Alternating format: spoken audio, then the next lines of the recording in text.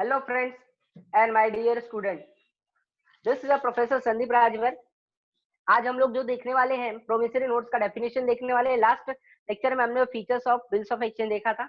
अभी जो देखेंगे प्रोमिसरी नोट्स देखेंगे, बरोबर। देखो section 4 of the negotiable instrument act 1881 क्या बोलता है प्रोमिसरी नोट्स के बारे में। ओके, प्रोमिसरी नोट्स होता क्या है। Okay, now see this. Promissory notes is defined as, promissory notes को डिफाइन किस तरह से किया गया है। नाउ आपके सामने स्क्रीन के सामने एकदम the wonderful presentation which is created by me and instrument in writing. ये किसमें होता है स्टूडेंट? देखो ये अपना प्रोमिसरी नोट्स भी किसमें होता है? राइटिंग में होता है, ओरल नहीं होता है। ध्यान में रखना, पहली बात जैसे बिल्स ऑफ एक्सचेंज राइटिंग में होता है, ये भी राइटिंग।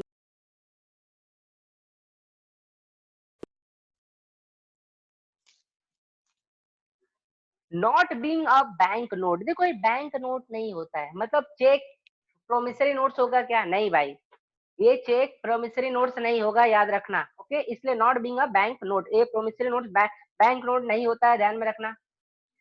और ना ही ये कोई करेंसी नोट होता है, और ये ना ही कोई एक करेंसी नोट होता है, ध्यान में रखना। ये भी जैसे कि 10 का नोट, 20 का नोट, 50 का नोट, 100 का नोट, 500 का नोट, 2000 का नोट, ये कुछ भी करेंसी नोट भी ये प्रोमिसरी नोट्स नहीं होता है स्टूडेंट, याद रखना। ओके, वो करेंसी नोट होता है, not a promissory note. Okay student, now containing N unconditional undertaking, of course इसमें हर एक चीज लिखी रहती है, ईच एंड एवरीथिंग, सब कुछ कंटेन करके लिखा रहता है, हर एक चीजों को मेंशन किया जाता है। Now signed by the maker, इसके किसका सिग्नेचर होता है? मेकर। मेकर मतलब जो इसको प्रोमिसरी नोट्स को बनाता है स्टूडेंट, ध्यान में रखना।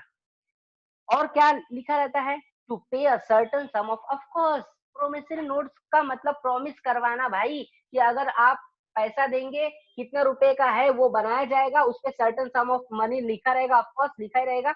Okay, now only to or to the order of a certain person or the bearer, of course या तो ऑर्डर पे होगा या तो बेरर पे होगा, of course. once more, the promissory note is defined as an instrument in writing, not being a banknote or a currency note, containing an unconditional undertaking signed by the maker to pay a certain sum of money only to or to the order certain person, किसी certain person को और the bearer या तो किसी को भी। Okay, now तो ये था अपना डेफिनेशन प्रोमिसरी नोट्स का, the wonderful definition. Next slide हम लोग देखने वाले हैं।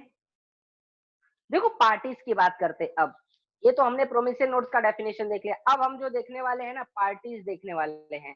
बिल्स ऑफ एक्सचेंज में, बिल ऑफ एक्सचेंज में आपके कितने पार्टीज होते हैं students?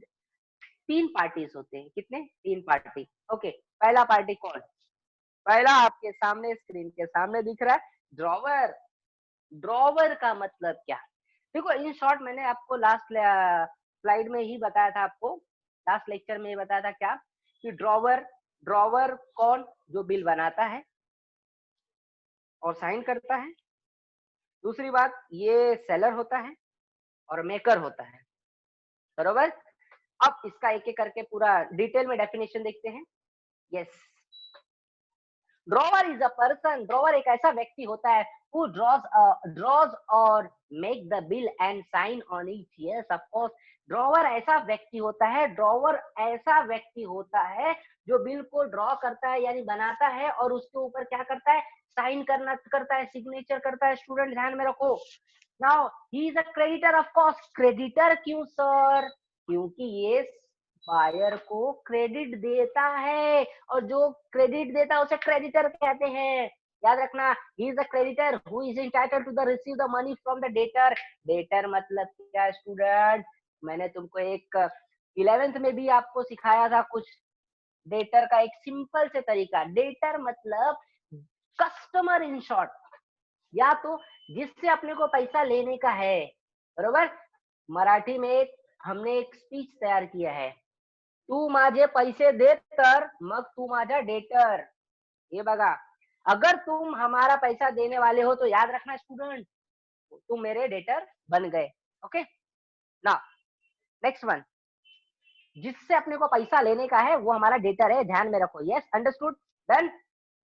Okay, now for the drawer the instrument is called as a bills receivable. देखो ड्रॉवर के लिए ये इंस्ट्रूमेंट का नाम क्या होता है? Bills receivable. क्यों बोलो ऐसा क्यों होता है? क्योंकि since he has to receive the amount of bill, of course amount of bill का जितना भी रहता है पैसा वो ये रिसीव करने वाला होता है, इसलिए इसके इंस्ट्रूमेंट को बोलते हैं बिल्स रिसीवेबल।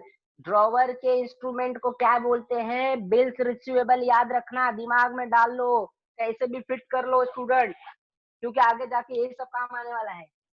नाउ ये तो पहला पार्टी था हमारा ड्रॉवर, अब दूसरा पार्टी आएगा ड्रॉवी। दूसरा पार्टी जो है हमारा क्या? ड्रॉवी ऐसा पर्सन होता है, drawee is the person on whom the bill is drawn or accepted, of course। Drawee वो पर्सन होता है जिसके ऊपर बिल बनाया जाता है, जिसके नाम से बिल बनाया जाता है। भाई तेरे को पैसा देने का है, इसलिए तेरे ऊपर बिल ड्रॉ अपन कर रहा है, और वो क्या करना चाहिए? एक्सेप्ट करना चाहिए, मतलब सिग्नेचर करना चाहिए। हाँ, याद रखना, अगर हम ड्रॉवर ने बिल बना दिया, ड्रॉवी ने साइन नहीं किया, तो उसे ड्राफ्ट बोलते हैं। याद रखना, दिमाग में डालेना, बोर्ड के एग्जाम में आता है 1 मार्क्स का। देखो मैंने क्या बोला, ड्रॉवर ने बिल बना दिया लेकिन ड्रॉवी ने साइन नहीं किया, तो उसे ड्राफ्ट बोलते हैं, not a bill of exchange. Bill of exchange कब होता है स्टूडेंट? जब ड्रॉवर ने बिल बना दिया, अपना सिग्नेचर किया, और ड्रॉवी ने भी सिग्नेचर कर दिया, that is called bill of exchange.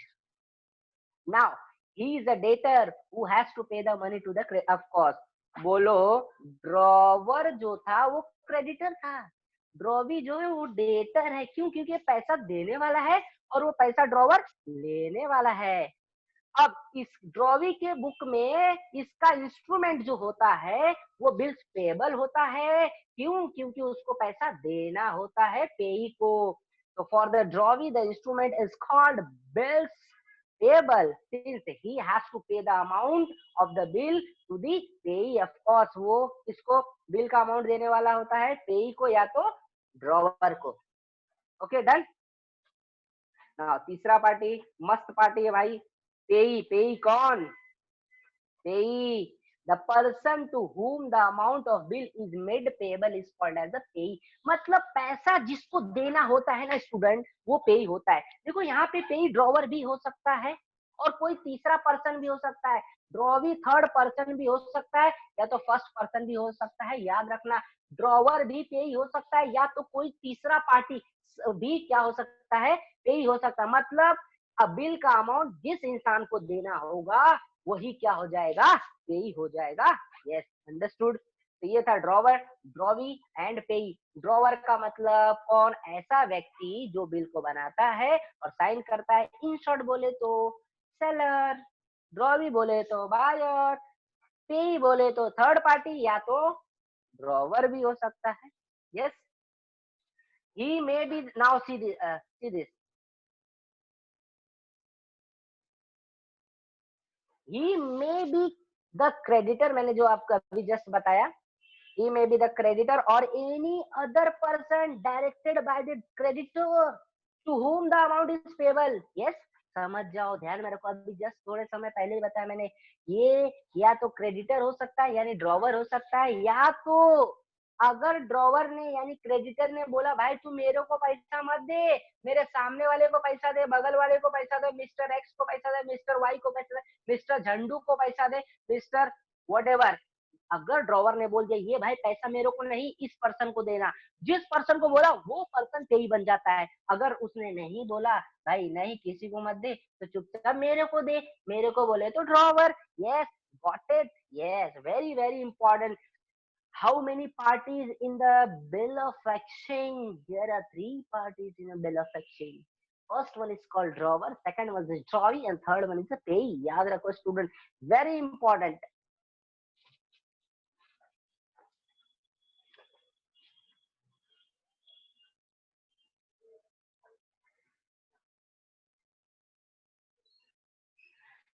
अब अब तुमको मैं एक एडिशनल इंफॉर्मेशन देने वाला हूं। Okay, now there are varieties of the hundi used in our country. Like जैसे देखो हमारे कंट्री में क्या होता है, अलग अलग प्रकार के हुंडीज होते हैं। जैसे मैंने आपको फर्स्ट वीडियो में बताया था हुंडी, बरोबर।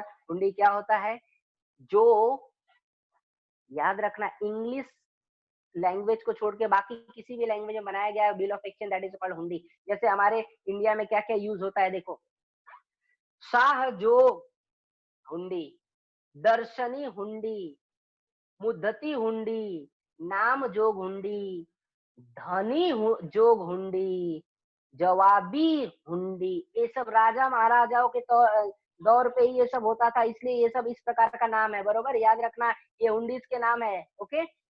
याद रखना, वेरी वेरी इंपॉर्टेंट, एक एक इंफॉर्मेशन के लिए आपको बताया गया है कि भाई हमारे इंडिया में क्या क्या यूज होता था और अभी भी कुछ जगहों पे होता है ऐसा, ओके।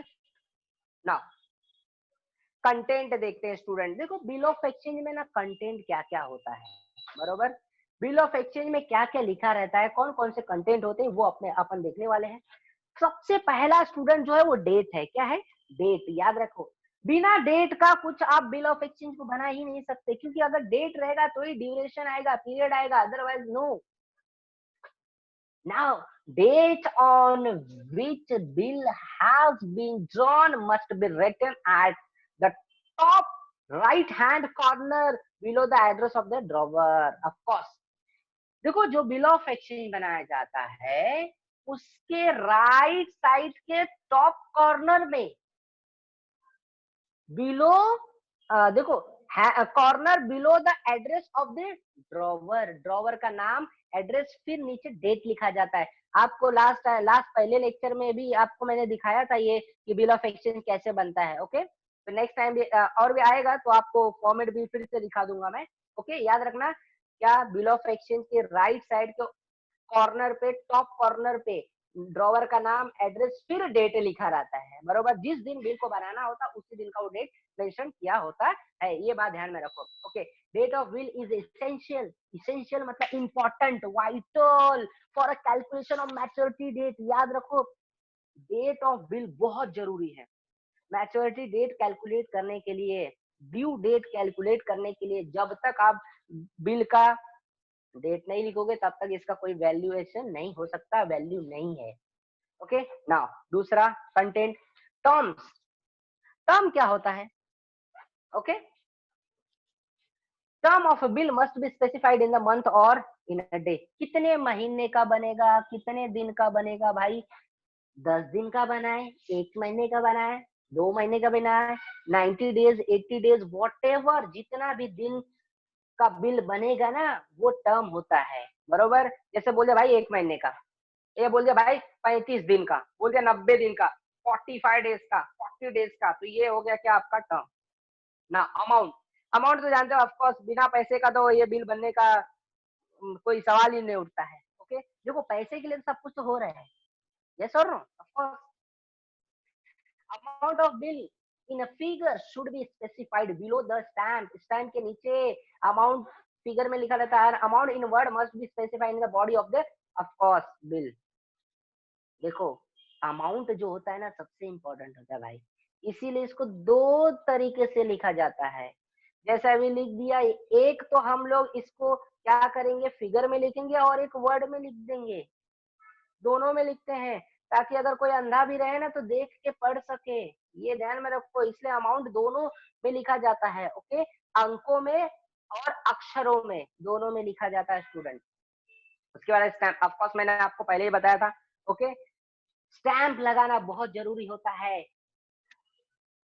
इंडियन स्टैंप एक्ट 1899, याद रखना, इंडियन स्टैंप एक्ट 1899 के तहत इस पे स्टैंप अटैच करना बहुत जरूरी है। अगर स्टैंप नहीं लगाया तो वो नलिफाइड हो जाएगा, कोई उसका वैल्यू नहीं होगा, ओके। तो डेट, देखो डेट हो गया, उसके बाद टर्म हो गया, उसके बाद अमाउंट हो गया, फिर स्टैंप हो गया, ओके। ये 4 चीज। उसके बाद नेक्स्ट स्लाइड में अपन देखते हैं, चार ही कंटेंट नहीं और सारे कंटेंट है। देखो पार्टीज, मैंने आपको पहले बताया पार्टीज कितनी होती है, 3 होती है, ओके।